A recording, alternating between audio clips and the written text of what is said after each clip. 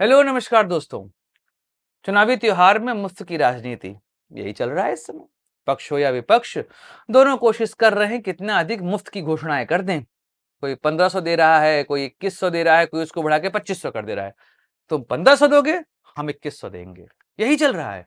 मुझे तो लग रहा है एक दिन ऐसा आएगा, सरकार बोलेगी कि हम हेलीपैड बनवा रहे हैं और सबको हेलीकॉप्टर मुफ्त में। आज से जनता पैदल नहीं चलेगी, आज से जनता चलेगी हेलीकॉप्टर में। कोई घोषणाएं ऐसी चल रही हैं। कोई बोल रहा है कि हम खाते में 2000 भेज देंगे, कोई बोल रहा है हम 2500 भेज देंगे, कोई बोल रहा है जाओ बसों में फ्री घूमो, कोई बोल रहा है घर बैठे हो नौकरी करनी, 4000 रुपए तुमको महीना देंगे ना, हम आराम से रिचार्ज कराओ और फिर देखो वहां पर बैठ के यूट्यूब। बस यही करना है तुमको। सरकार इस समय स्वास्थ्य, शिक्षा, सुरक्षा पे काम नहीं कर रही। ना विपक्षी पार्टियों का मुद्दा यह है। सब चिल्ला रहे हैं कि महंगाई बढ़ रही, महंगाई बढ़ रही, महंगाई महंगाई क्यों बढ़ रही है? इसके पीछे ये मुफ्त की घोषणाएं हैं। राज्य कर्जे में जा रहे हैं और उसके बाद भी मुफ्त की घोषणाएं नहीं रुक रही हैं। अभी महाराष्ट्र के चुनाव में देखिए, महायुति हो या महाविकास अघाड़ी, दोनों ने मुफ्त की घोषणाएं एकदम जी खोल के की हैं। जैसे कुछ एग्जाम्पल देता हूं मैं यहां पर आप लोग के लिए। पहले बात कर लेते हैं महाविकास अघाड़ी की। उन्होंने 5 गारंटी दी है, उसमें 4 तो मुफ्त की हैं। पहले समझिएगा, महालक्ष्मी योजना। इसमें कहा गया है कि प्रति माह 3000 रुपए महिलाओं को दिए जाएंगे।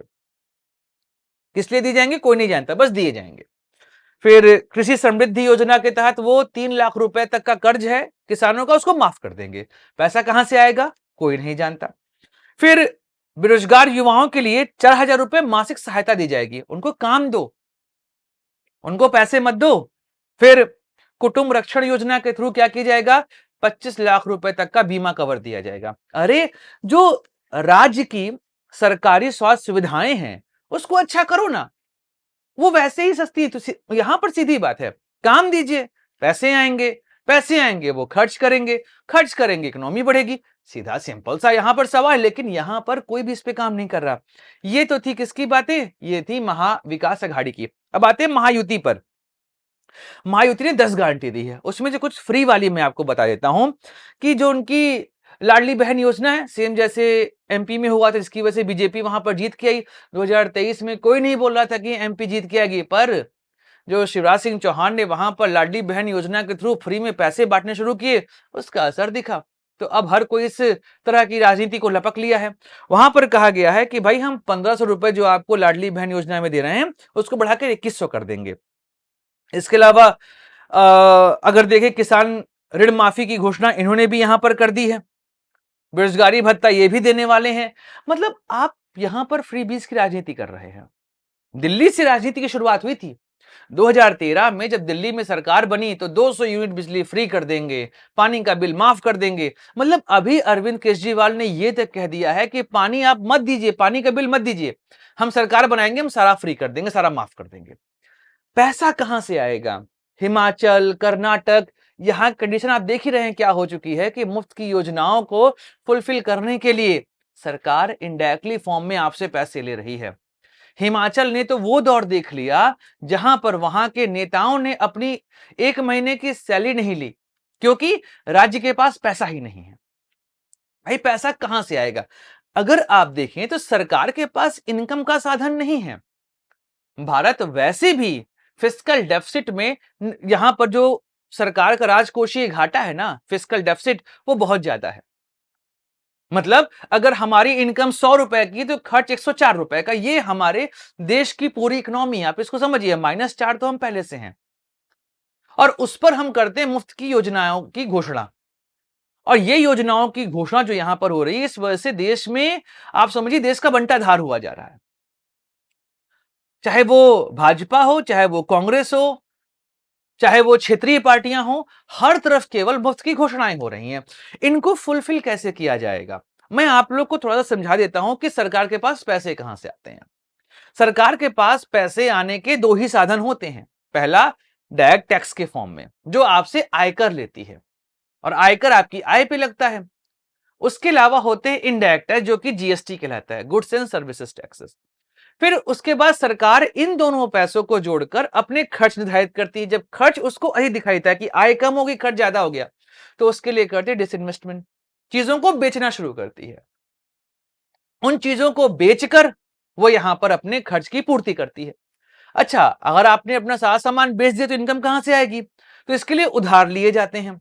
अब आप समझिए कि लाडली बहन योजना को मध्य प्रदेश ने जो फुलफिल करने का प्रयास किया, इसकी वजह से राज्य के ऊपर लगभग 15,000 करोड़ रुपए का एक्स्ट्रा लोड पड़ गया। जो राज्य पहले से ही पौने 4 लाख करोड़ के लोन पर था, कर्ज पर था, उसके ऊपर कर्ज और बढ़ेगा। इधर आप देखेंगे झारखंड, जिसके ऊपर 25,000 करोड़ रुपए का कर्ज है, उसने भी अपने यहां महिला सम्मान निधि के फॉर्म में पैसे फ्री में देना शुरू कर दिया। उसका पैसा कहां से आएगा? जो 9,000 करोड़ रुपए का अतिरिक्त खर्च जुड़ा है, वह कहां से आएगा? उसकी इनकम का साधन कहां पर है? आप फ्री में पैसे देकर केवल देश की इकोनॉमी का बंटाधार कर रहे हैं, इसके अलावा और कुछ नहीं कर रहे हैं। फिर चिल्लाते हैं राज्य कर्जे में आ गया। आप पंजाब के हालात देखिए, दिल्ली जो अभी तक कभी भी डेफिसिट में नहीं आया, हमेशा सरप्लस स्टेट था, दिल्ली इस बार डेफिसिट स्टेट बन गया है। ये डेफिसिट स्टेट क्यों बना? क्योंकि कई चीजें ऐसी हैं जो वहां पे सरकार मुफ्त में दे रही है। और ये मुफ्त में देने की जो परिपाटी भारत में शुरू हुई है, इस वजह से देश में इकोनॉमी का बंटाधार हो गया है। हर तरफ आपको केवल त्राहिमाम दिखाई दे। महंगाई क्यों बढ़ रही है? आप इसको समझिए, महंगाई क्यों बढ़ रही है। लेट अस सपोज कि एक सामान है जो 100 रुपए में दिया जाता है, 100 रुपए उसका टोटल खर्च है, जो आप मार्केट लेते हैं, जिसको हम कहते हैं एमआरपी। 100 रुपए में आपने सामान खरीदा। अब उसके बाद सरकार ने कहा कि हम ये चीज या ये योजना में मुफ्त का पैसा देंगे। अब सरकार के पास तो पैसा लिमिटेड है, वो तो टैक्स के फॉर्म में लिया। अब क्या करेगी सरकार? टैक्स बढ़ाएगी। अब वो 101 जो 100 रुपए का सामान आपको मिल रहा था, वो 105 रुपए मिलेगा। सरकार ने टैक्स बढ़ा दिया है। जैसे कर्नाटक में हुआ, टैक्स बढ़ा दिया गया। अब आपने जो सामान पहले 100 रुपए में लिया था, अब उसको 105 रुपए में लेंगे। बढ़ गई महंगाई 5% की। तो अब आप समझिए, आपके जेब से ही पैसा काटकर आपको ही मुफ्त में दिया जा रहा है। तो आपको लग रहा है कि सरकार तो आपको फ्री में दे रही है। फ्री में कुछ नहीं दे रही है, आपके ऊपर ही वो टैक्स का भार डालती है। चाहे केंद्र की सरकार हो, चाहे राज्य की सरकार हो।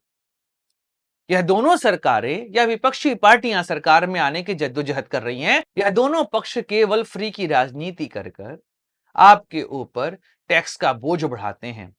जो खर्च पहले 10,000 रुपए महीना हुआ करता था, आज इस फ्री की राजनीति की वजह से वह 12,000 रुपए हो गया है। अगर हम यहां पर बात करें पेट्रोलियम प्रोडक्ट की, तो जो क्रूड ऑयल है ना, उसके रेट लगातार गिरते जा रहे हैं, फिर भी पेट्रोल और डीजल के दाम नहीं घटे। क्यों नहीं घटे? सरकार को फ्रीबीज प्रोवाइड करनी है।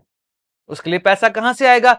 अगर वो पेट्रोल और डीजल के दाम कम कर देंगे तो टैक्स कम आएगा, इनकम कम होगी, तो फ्रीबीज कहां से बांटेगी? इस वजह से आप नोटिस करेंगे पिछले 4-5 सालों से पेट्रोल के दाम बढ़े ही नहीं है। और जिन राज्य के पास इनकम का कोई साधन नहीं, वो अचानक से पेट्रोल और डीजल पे वैट बढ़ा देते हैं। तो ये मुफ्त की राजनीति ने देश का बंटाधार कर दिया है। और यह राजनीति आने वाले समय में ऐसे ही बढ़ती जाएगी। जनता को सीधी बात है, इसको लेकर प्रोटेस्ट करना चाहिए, क्योंकि जनता के ऊपर इनडायरेक्टली फॉर्म में यह बढ़ता जा रहा है। इसका बोझ उसी पर पड़ेगा और किसी के ऊपर नहीं पड़ने वाला। कान ऐसे पकड़े या ऐसे पकड़े, कोई खास अंतर नहीं है, कान पकड़ा ही जा रहा है आपका। इसलिए आपको समझना है कि यह मुफ्त की राजनीति का अंत कैसे किया जाए।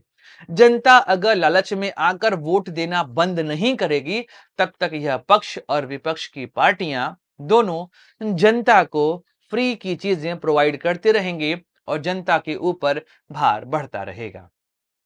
सोचना आपको है, विचार आपको करना है कि मुफ्त की राजनीति का अंत कैसे किया जाए।